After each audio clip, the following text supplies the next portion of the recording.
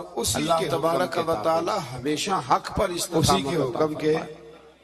یہ چاند سورج پھر اگر اس سے کسی آگے انسان کے قبضے میں ہوتے تو کب نبی سے کریم اختلاف صلی ہو اللہ گیا؟ علیہ وسلم کی کچھ کوئی اور کہتا ادھر صفات سے کا نکل، بیان کوئی ہے۔ کہتا اللہ کریم نے فرمایا یا کم از کم جو ایھا حکومت النبی بدلتی وہ تو ضرور بدلتی ایک دم۔ ارسلناک پچھلے شاہدا حل ہے ومبشرا لہذا معاذ ونذیرا۔ اللہ